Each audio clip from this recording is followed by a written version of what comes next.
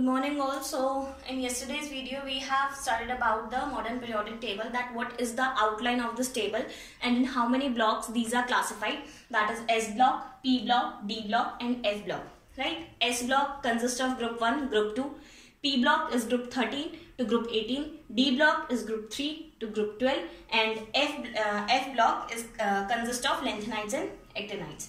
Now in this you can see that the periodic table consists of elements, and elements are classified, or we can say categorized into three types, that is metals, non-metals and metalloids. So our total periodic table consists of 78% of metal. That means maximum amount in the periodic table is metals. Now I have already told you that in the left hand side there are metals, then D block is also metals, then as we come to the P block there are metals also and non-metals also. So as you can see that here I have drawn a diagonal line, this and these. So these 11 elements which I have drawn diagonal line, 1, 2, 3, 4, 5, 6, 7, 8, 9, 10, 11. So these 11 elements are gases at room temperature. So in the periodic table there are 11 elements which are gas at room temperature, right? And other are solids also and liquid also. Most of the metals are liquid, and already you have studied about that exception that mercury is a metal which is liquid at room temperature. So this is the classification. Now coming on to that, S block and P block are combinedly termed as the representative elements. Now why these are representative elements? As the S block and the P block they represent their respective groups according to the number of valence electron which are present in their groups, right? So that's why they are representative elements, as they represents the valence electron present in their group with the respective group number. So if we are talking about group 1, that means there are 1 valence electron. If I am talking about group 2, which means there are 2 valence electron. If I am talking about group 13, so which means there are 3 valence electron. Now 13 doesn't mean that 13 valence electron are there, minus 10 from all these. So that means there are 3 valence electron. If I am talking about 14, so that means there are 4 valence electron. So that's why S block and P block are combinedly termed as the representative elements. Now coming on to D block. So D block is termed as the transition element. These are the transition elements. Now what are transition elements? So transition elements means these are those elements which show a change between S block to P block. जैसे हम S block से P block की तरफ move करते हैं, there is a transition in the properties between these elements. That's why these are termed as the transition elements. And if we come on to F block, so F block are termed as inner transition elements. These are inner transition elements. So now why they're inner transition? So as you can see that lanthanides are taken from this lanthanum, and lanthanum consists of the D block, group 3 to group 12, and actinides are taken from again group 3, which is again of D block part. So these lanthanides and actinides are taken from the group this D block, that is transition element. That's why they are termed as inner transition. वो इसी के अंदर आते हैं, that's why they are termed as inner transition. Now coming on to next, that I have already told you that how many elements are present in a period, right? So this is first period. So as you can see there are 2 elements, 1 hydrogen, 2nd helium. In group 2 and 3 there are 8 elements each, 1, 2, 3, 4, 5, 6, 7, 8, 1, 2, 3, 4, 5, 6, 7, 8, right? Now you can check in group 4th and 5th there are 14 elements. So count these by yourself, these are 14 and these are also 14. Now if we talk about group 6 and group 7, so if you see that there are only 14 elements, but always remember that these lanthanides and actinides are taken from these periods also, right? अगर हम lanthanides की बात करते हैं तो 6th period से lanthanide निकाला गया है, and if we talk about actinides, then actinides is taken from 7th period. So these are total 14 elements. Lanthanides are also 14 and actinides are also 14. So total 32. ये भी हमारे पास कितने हैं? We have this total of elements. So group 6th and 7th consist of 18 elements, and 18 plus these 14, that is 32 element. I think by mistake if I have said that group 4th and 5th में 14 या 16 elements है, sorry for that. Group 4th and 5th consist of 18 elements each. This I have already made you right that first group has 2 elements, second has 8 elements in it, then third has again 8 elements, then fourth 18 elements, then fifth again 18 elements, then sixth 32 elements. This 18 plus this 14, right, 32, and again seventh is 32.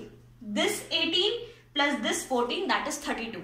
So these are the elements in the this periods, right? Now what does this period represent? That first period, second period, third period. So this means n is equals to 1, n is equals to 2, n is equals to 3, n is equals to 4, n is equals to 5, n is equals to 6, and n is equals to 7.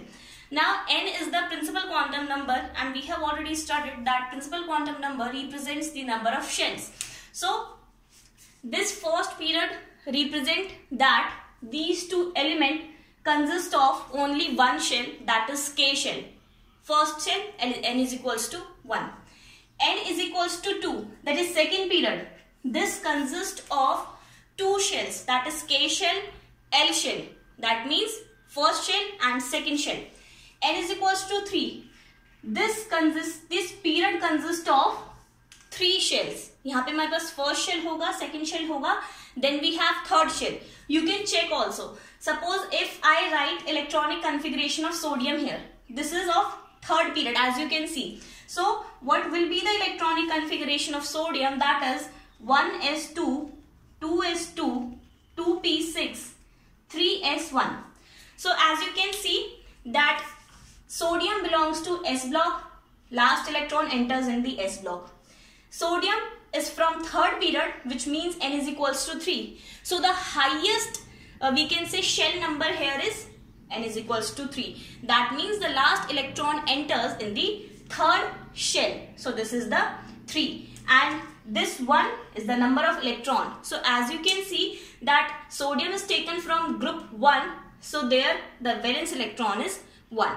Right? So here the n, which is principal quantum number, represents the shell, that how many shell these elements have. So if we are talking about n is equals to 7, that means these elements have 7 shells in it. Right? Now, now we write all of these in the theory manner. Now let us discuss about that what is modern periodic law. So modern periodic law is same as the Mendeleev. The only change is that the Mendeleev classified his table according to atomic mass, and modern periodic law, which was formulated by Henry Moseley, so in this atomic number concept was used.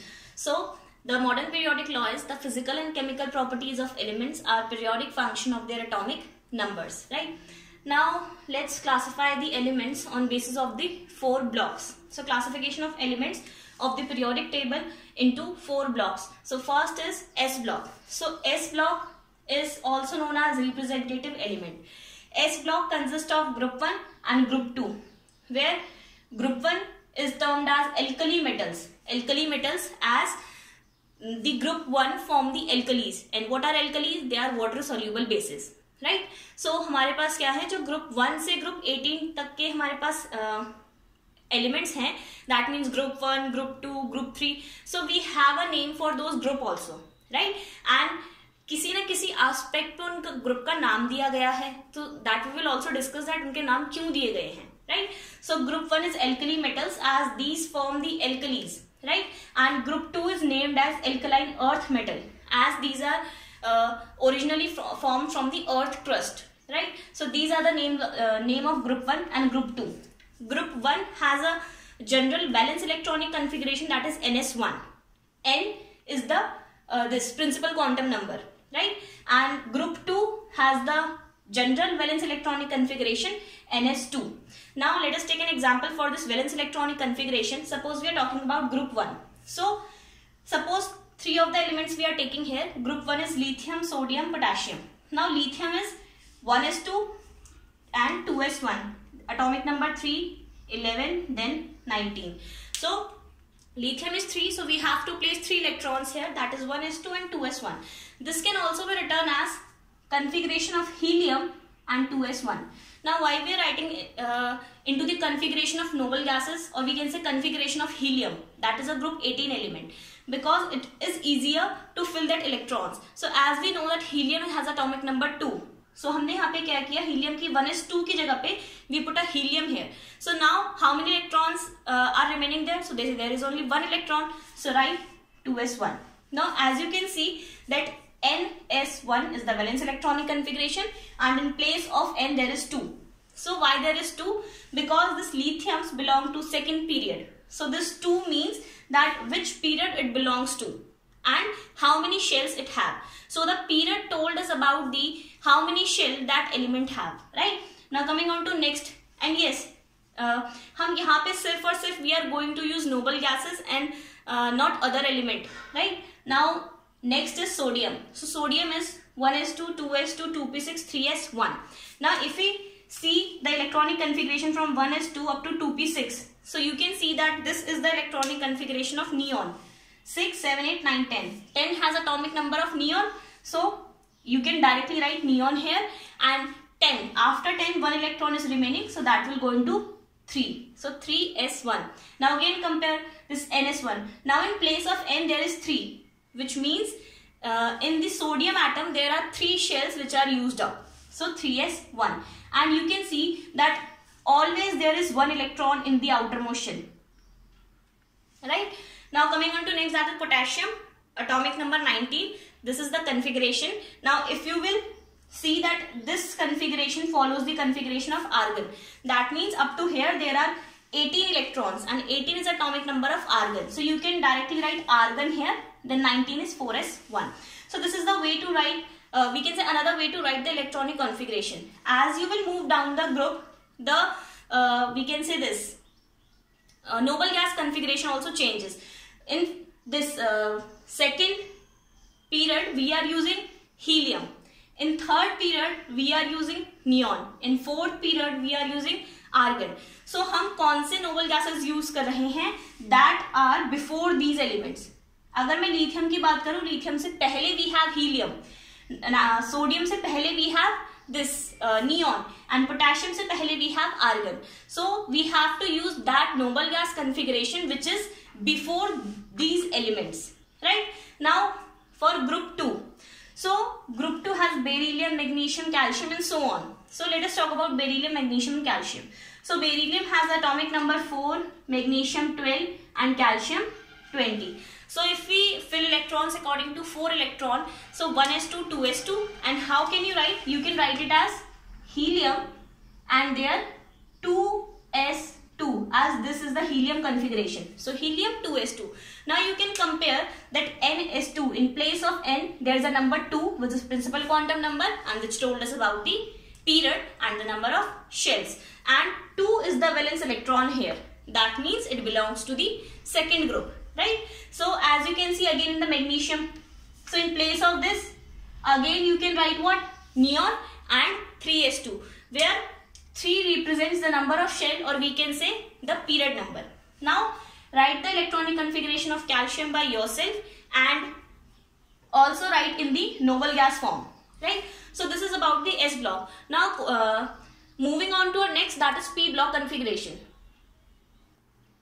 So P block elements. P block elements are from group 13 to group 18, and these are also termed as representative elements. Now outermost electronic configuration of these elements are from ns2 np1 to ns2 np6. Again, n is the principal quantum number which tells us about the number of shells, or you can directly write as ns2 np1 to 6. So it lies between np1 up to 6. Now group 13 is named as boron family because the first element in group 13 is boron, and general electronic configuration of group 13 is ns2 np1. If we talk about group 14, so it is known as carbon family, as the first element is carbon here, and general valence electronic configuration ns2 np2. For group 15 it is nitrogen family, and it is also often termed as pnictogens, right? This is also termed as pnictogens. Now why these are pnictogens? Because Pnictogen is derived from a Greek word that means the poison. So due to the choking smell of the nitrogen, that's why this group is termed as pnictogens, or generally we say nitrogen family. Now coming on to next, that is group 16. So group 16 are termed as chalcogens. Now why they are termed as chalcogens? These are also named as oxygen family, as the first element of this is oxygen. Now the chalcogen, why they are termed as chalcogen? Because the group consists of the elements like oxygen, sulfur, selenium, tellurium and polonium. These are the elements of group 16. Now chalcogens is a word which is derived from chalcose, which means that which form ores. Now since they all the elements of all these groups are found in the copper ore, that's why these are termed as chalcogens, and general electronic configuration is Ns2Np4. Now group 17. So group 17 is termed as halogens, which are fluorine, chromine, bromine, iodine and astatine. Now group 17 is termed as halogens. So why is it so? Because group 17, because halogens are is again derived from a Greek word which means salt forming. So group 17 elements are those elements which we can say which can form the salt. So these are salt forming elements, that's why termed as halogens. General electronic configuration is Ns2Np5. Now coming on to group 18. So group 18 is the noble gases and configuration is Ns2Np6. And as they are stable, as you can see that Np6 is the completely filled, and we have discussed that completely filled and half filled orbitals are more stable than the others. So as this group 18 is the most stable form, that's why these are low reactive. They do not react easily. So these are low reactivity. Chemical reactivity of group 18 elements are very low, right? Now as you can see that if we have discussed about S block elements. So in S block elements there are two groups, that is group 1 and group 2. And as you know that S subshell can accommodate only 2 electrons, right? S orbital can accommodate only 2 electrons. So that's why S orbital has only 2 groups. Now see here that NP. P has 3 orbitals in it. These 3 orbitals. Now one orbital can accommodate 2 electrons. So if this can accommodate 2, this 2 and this 2. So how many are there? There are 6. So that's why the P block has 6 groups. 13, 14, 15, 16, 17 and 18. Right? So there are 6 groups, as these P subshell can accommodate 6 electrons. Now coming on to D block elements. So D block elements are from group 3 to group 12. Now they are also termed as transition elements, and the outer electronic configuration of these type of elements are N-1 D1 to 10 Ns0 to 2. Now N-1 is the penultimate shell. Penultimate means the shell before the valence shell. Valence shell से पहले जो भी shell होगा that is penultimate shell. So यहाँ पे हमारे पास जहाँ पे लास्ट इलेक्ट्रॉन जो हमारे पास है जाएगा कहाँ पे? D subshell में. But as I have told you, according to shell, we will write that D subshell first, right? Now, in the D block elements, as you can see, that D subshell can accommodate 10 electrons. This I have already told you in the previous chapter that D subshell can accommodate 10 electrons, as D subshell has 5 orbitals in it, and one orbital can accommodate 2 electrons. So therefore, these are capacity of 10 electrons. That's why this consists of 10 groups. 3, 4, 5, 6, 7, 8, then 9, 10, 11, 12. So these are 10 groups, right? According to the maximum accommodation of electrons, right? Now let us discuss about that. What are transition elements? So transition elements are those elements who have partially filled d orbital either in the ground state or in the excited state. Now what does ground state mean? Ground state means the actual configuration where the electron is in the lower energy shell, and excited means when the electron jumps from the lower to higher energy. So transition elements are those elements in which the electrons are partially filled in the d subshell, whether it is whether it is ground state or excited state. So in the transition elements, in the d block elements, there are 3 elements which are not transition elements, that is zinc, cadmium and mercury. So we will discuss about, first of all, write this definition. So this is the definition of the transition elements, that elements that have partially filled d orbital either in the excited or ground state. So we can say that zinc, cadmium and mercury are non-transition elements as they have fully filled d orbital in their excited state also and in their ground state also. You can check, not check, but write your electronic configuration of zinc by yourself. So you will get to know that why this is non-transition element, right? Now coming on to last, that is S block elements. So S block elements are also termed as inner transition elements, consist of we can say these two, that is lanthanoids and actinoids. Now these two are placed at the bottom of the periodic table. As you all know that the two rows of the elements at the bottom of the periodic table are placed, that is lanthanoids and actinoids, where lanthanoids starts from the atomic number 58 up to 71. Why these are named lanthanoids? As they lanthanoid start after the element lanthanum. So these are termed as lanthanoid, and actinoids start from the element after actinium. So these are named as actinoids. So this start from 58 to 71, that is cerium to lutetium, and actinoids are from 90 to 103, that is thorium to lawrencium, right? So these are total 14 elements and these are also 14 elements. Now what is the outermost electronic configuration of these elements? That is N-2, F 1 to 14, N-1, D 0 to 1, NS2. Now in this F block, it is very we can say obvious that the electrons are entering in the F subshell. That's why these are termed as F block elements. Now in these elements, the now it is very difficult to write the configuration of F block elements as they can be found only experimentally, right? So if you have to write the configuration of this, so you have to remember that from which period and which group they are from, right? So this is about the classification of element, right? So now we have completed our first topic, that is modern periodic table and the present form of this. Now we'll continue with our next, that is periodic trends or the nomenclature system. Okay, thank you.